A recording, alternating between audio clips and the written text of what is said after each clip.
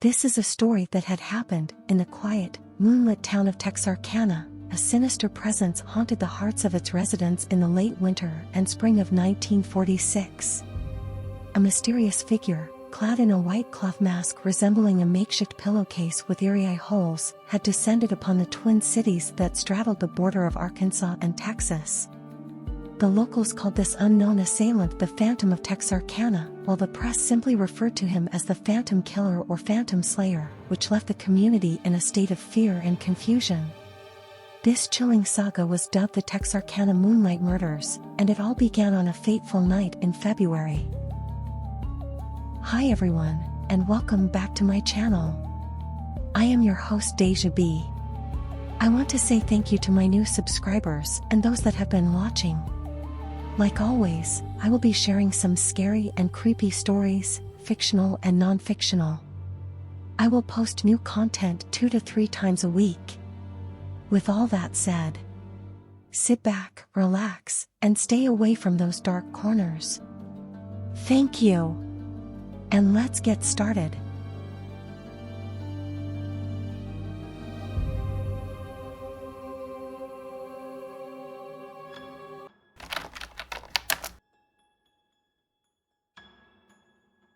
It was Friday, February 22, 1946, when Jimmy Hollis, a 25-year-old man, and his girlfriend, Mary Jean Larry, aged 19, decided to enjoy a romantic evening together.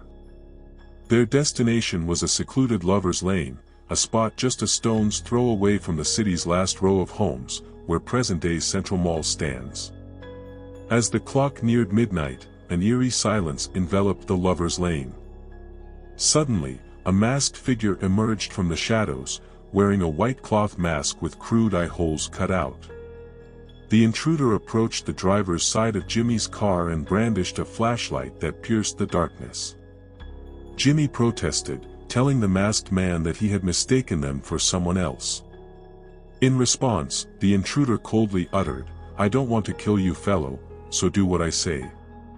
Fear gripped the couple as they were ordered out of the car. The masked man commanded Jimmy to undress, and when he complied, he was viciously struck in the head twice with a pistol. Mary, horrified by the violent assault, believed her boyfriend had been fatally shot. In a panic, she showed the assailant Jimmy's wallet to prove they had no money. But this only led to more violence, as the attacker struck Mary with a blunt object. With blood-curdling fear, Mary was ordered to stand and run. She initially attempted to flee toward a nearby ditch but was quickly stopped by the assailant, who demanded to know why she was running.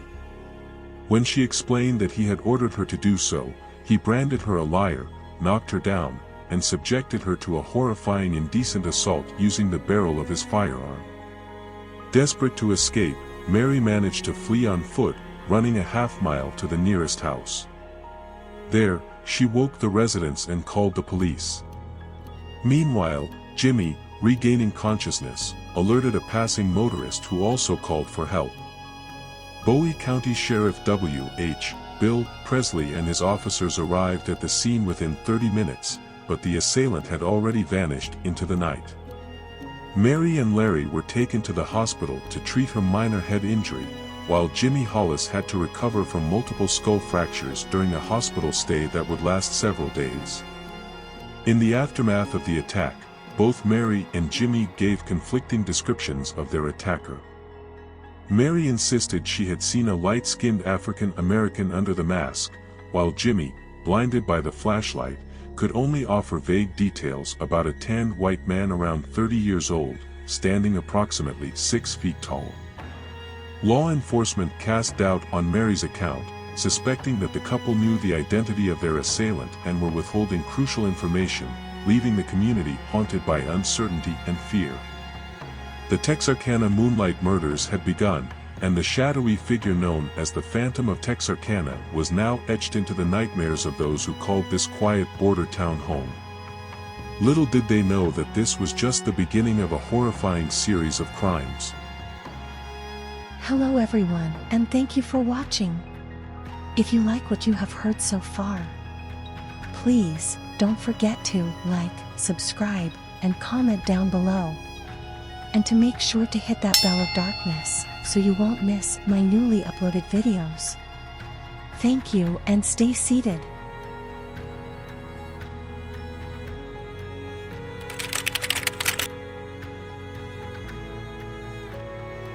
The night was still, and a blanket of darkness enveloped the Lover's Lane in Texas, just off U.S. Highway 67 West. It was March 24, 1946, a date etched in infamy. The stars twinkled overhead, oblivious to the heinous act about to unfold. Richard L. Griffin, a 29-year-old man with a mysterious past, had been seeing Polly and Moore for just 6 weeks. Their budding romance took them to this secluded spot, where whispers of love and secrets mingled in the night air. As dawn approached, a passing motorist stumbled upon a parked car.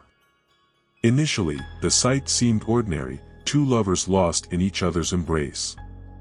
But as the motorist drew nearer, a chilling realization settled in: Griffin and Moore were lifeless, their fate sealed in the darkness. Griffin was knelt between the car's front seats, his head resting on his hands, pockets turned inside out, a grim tableau of death. Moore sprawled in the back seat, her face pressed to the seat, a haunting image that would forever haunt those who witnessed it. Evidence suggested she'd been killed on a blanket outside the car and then placed back inside. Both victims had been shot in the back of the head. Congealed blood covered the car's running board, a macabre trail of violence leading to its doors. Nearby lay a .32 cartridge casing, evidence of the weapon used, possibly concealed in a blanket. Despite the gruesome scene, there was no official examination by a pathologist. Rumors swirled that Moore had been indecent assaulted, but modern reports refuted this claim, deepening the mystery shrouding their deaths.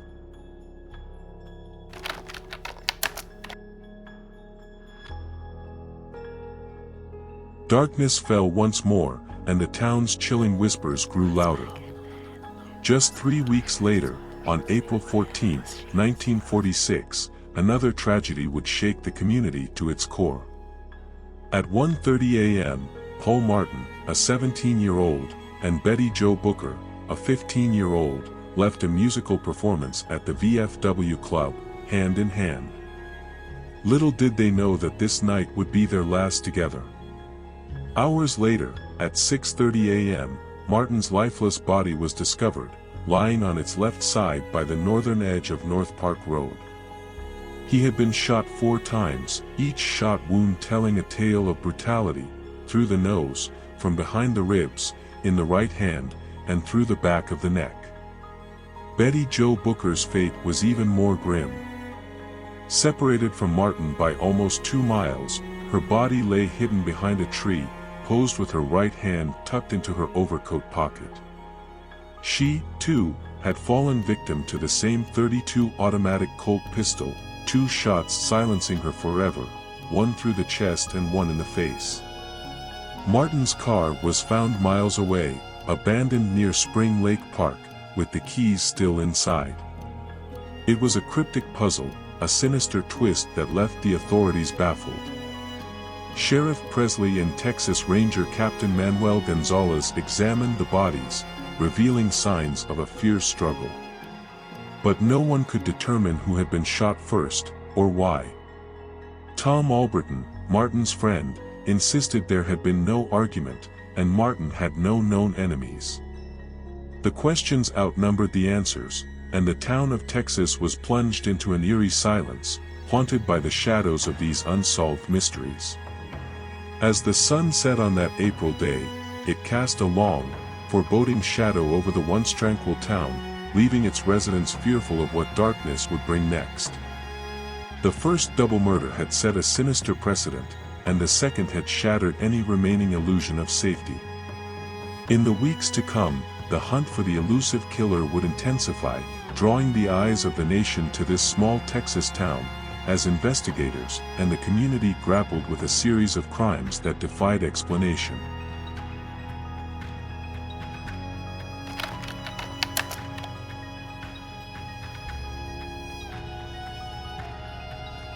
The spring air was thick with anticipation on Friday, May 3, 1946, as the people of Texarkana lived in the shadow of fear.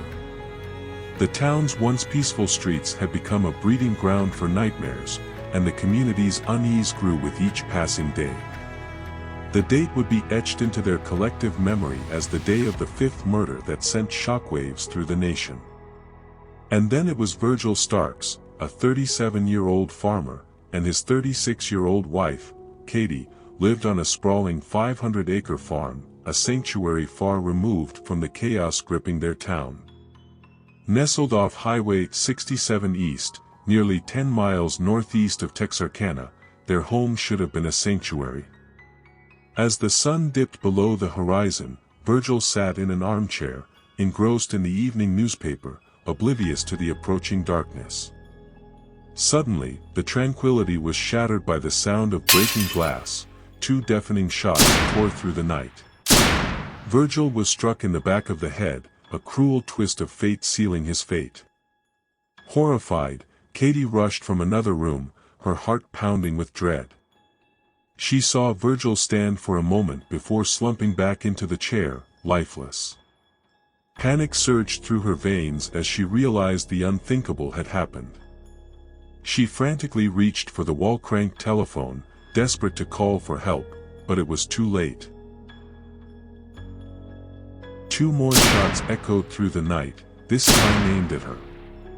She was struck twice in the face, and her world plunged into darkness. Bloodied and blinded, she summoned every ounce of courage left within her. Determined to survive, she stumbled toward another room, hoping to retrieve a pistol. Her own blood became an obstacle, blurring her vision and staining her determination. As she grappled with the darkness inside her home, she heard the malevolent presence of the killer outside, a chilling reminder of the terror that had befallen her. Katie managed to escape the nightmare unfolding within her home, bursting through the front door. In a blind frenzy, she ran barefoot across the street, her feet pounding against the cold pavement. She sought refuge with her sister and brother-in-law, but they were absent. Fear propelled her onward, and she continued her desperate flight to the neighbor's house. Katie Starks, gasping for breath, managed to utter the horrifying truth: Virgil's dead. Then, she collapsed, her strength spent, her world shattered. The neighbor, A.V. Prater, responded swiftly, firing a rifle into the air to summon help. Another neighbor, Elmer Taylor, rushed to the scene and was dispatched to collect his car. With urgency, they transported Katie to Michael Marr Hospital, the same place where other victims had faced the unimaginable.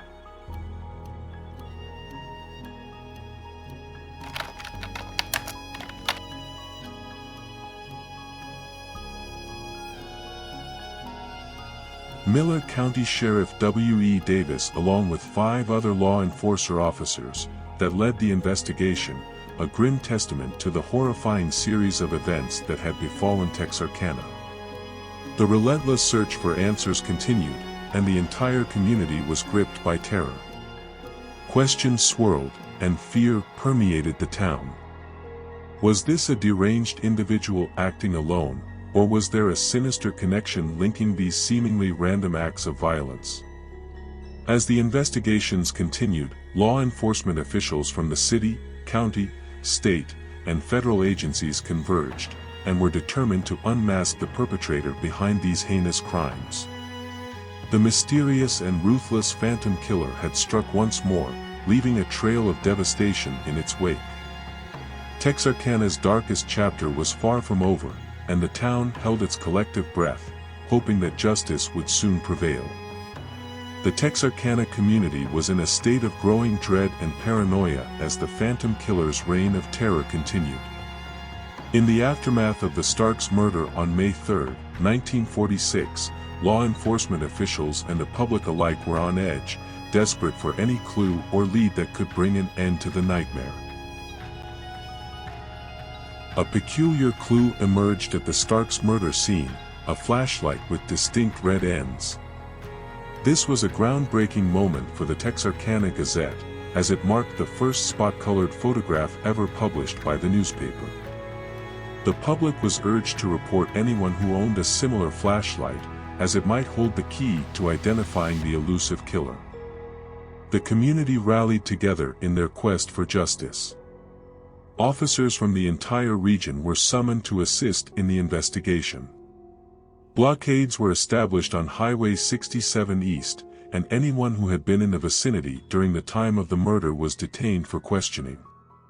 And by May 5, the relentless pursuit of answers involved the tireless efforts of 47 officers, each determined to solve the crime. To break the silence, authorities posted a $500 reward on March 30, hoping to incentivize the public to share information.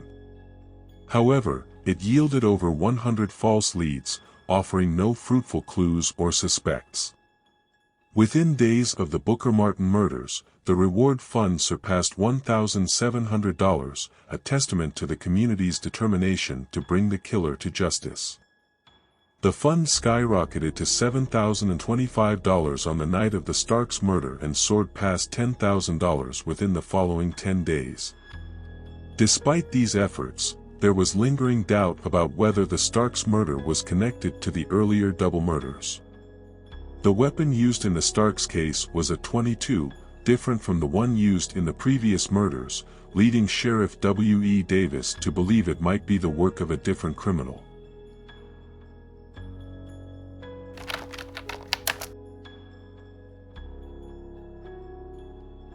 The public's reaction mirrored the escalating fear.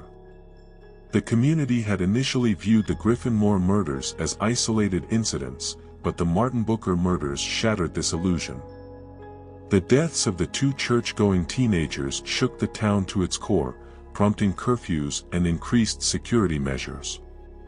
Hysteria surged after the Starks murder, with media coverage intensifying, and the Texarkana Gazette warned that the killer could strike again at any time, anywhere. Reports of prowlers inundated the police reports, fueled by excitement, imagination, and near hysteria. Texarkana's sense of security was forever altered.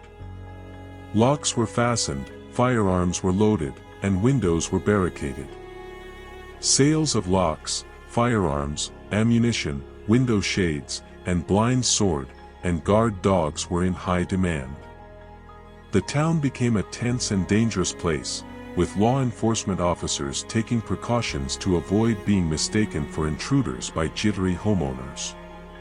Texas Ranger Captain Gonzalez only added to the atmosphere of apprehension when he advised citizens to oil up their firearms and see if they are loaded, and to not hesitate if they felt the need to use them. As the days passed, the fear and uncertainty only grew, with Texarkana held hostage by the malevolent phantom killer, and the community desperate for answers and an end to the reign of terror.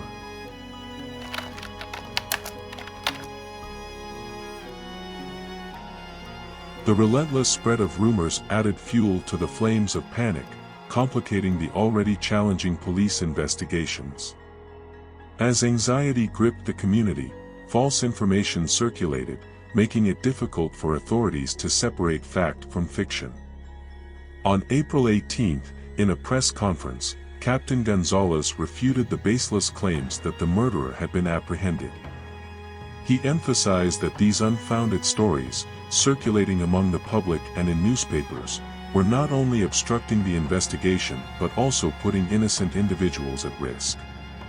Gonzalez underscored this point during a radio interview on May 7, stressing that these rumors diverted the officers' focus from the critical task of capturing the elusive killer. Every lead, regardless of how seemingly fantastical, needed to be pursued without distraction. Rumors persisted well into May, causing confusion and anxiety within the community. Some residents believed fervently that the phantom was captured, while others speculated that he was secretly held at the Bowie County Jail or had been discreetly transported to another detention facility. The Texarkana Gazette and news offices were inundated with a barrage of phone calls, both local and long distance, as concerned citizens sought confirmation of the alleged capture. Sheriff Presley, alarmed by the unfounded accusations against innocent individuals, implored residents to exercise greater caution and consideration in their speculations. Hello everyone. If you like what you have heard so far, please don't forget to like, subscribe, and comment down below. And hit that bell of darkness so you will never miss any of my newly uploaded videos. Thank you. And let's continue.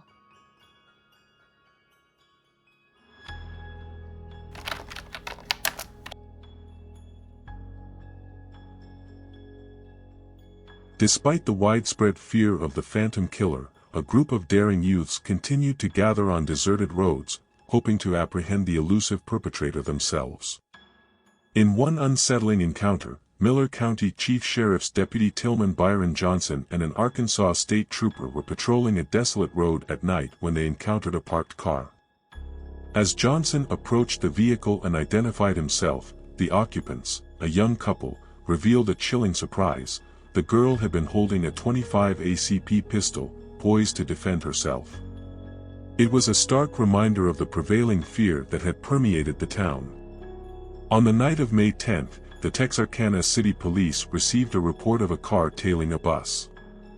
Officers chased for 3 miles before disabling the vehicle and apprehending C.J. Lauderdale Jr., a high school athlete. During questioning at the police station, Lauderdale explained that he had been unaware the pursuing officers were law enforcement, as they were driving an unmarked car. His reason for following the bus stemmed from suspicions about a passenger who had boarded a private vehicle. Recognizing the potential dangers of such vigilantism, Captain Gonzalez issued a stern warning to what he referred to as teenage sleuths in the Texarkana Gazette. He cautioned against taking the law into their own hands, emphasizing that such actions were not only reckless but could also lead to tragic consequences. As the town teetered on the brink of hysteria, the line between fear and action blurred, with rumors and vigilante efforts heightening the tensions that hung heavy in the Texarkana air.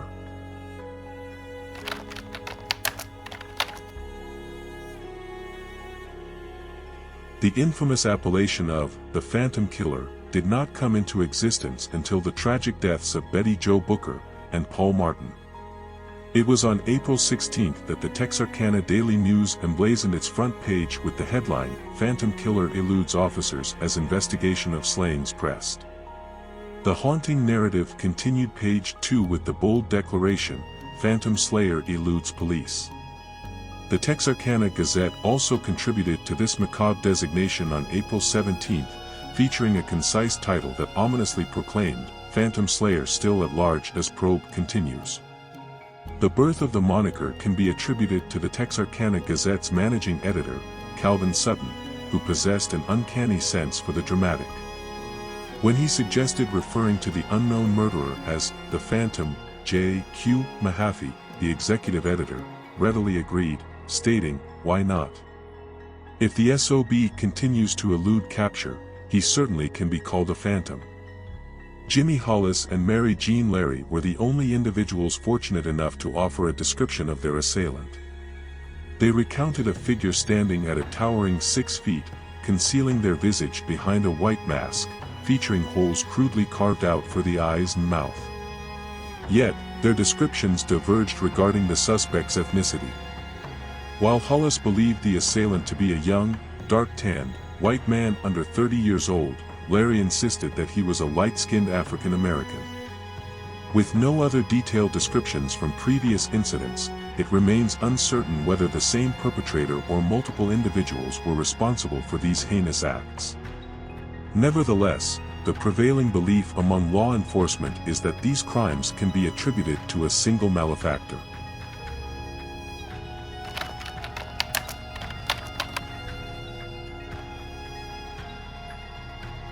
In the relentless pursuit of justice during the Phantom Killer case, an astonishing number of nearly 400 individuals found themselves under the shadow of suspicion. However, it's worth noting that the veracity of this statistic remains a subject of doubt and discussion. Numerous instances of false confessions further complicated the investigative process, with Tackett recalling a staggering 9 confessions from individuals claiming to be the Phantom. Unfortunately, none of these statements aligned with the established facts of the case. In the Hollis and Larry case, the spree of murders began with no suspects successfully apprehended. And when it comes to the Griffin and Moore case, we see that over 200 individuals were interrogated, and misleading tips were followed, but no successful leads. 3 suspects were detained but later released.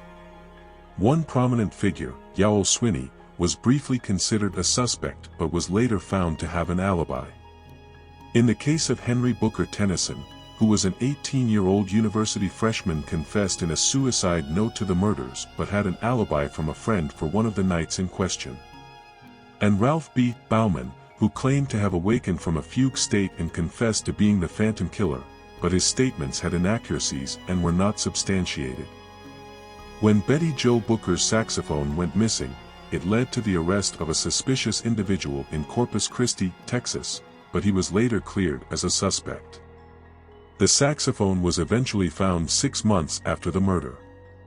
Then there was a German prisoner of war, who had escaped, who was briefly pursued, but he disappeared without a trace.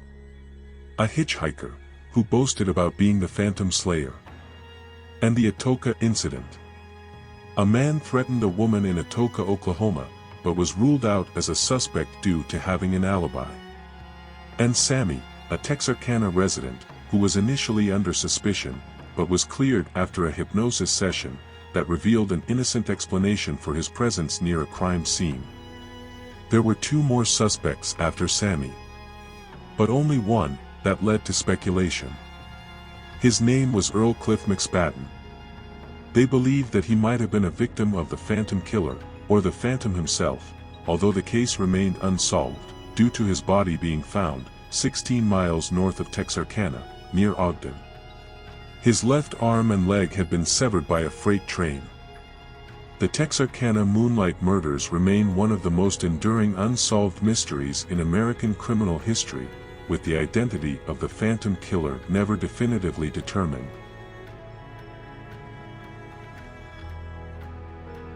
Do you believe that McSpadden was the Phantom Killer of Texarkana, or do you believe that he or she could still be out there, lurking, for his or her next victim? Thank you for watching. Please make sure to like, share, and comment down below. And to hit that bell of Phantom so you won't miss my newly uploaded videos. Thank you.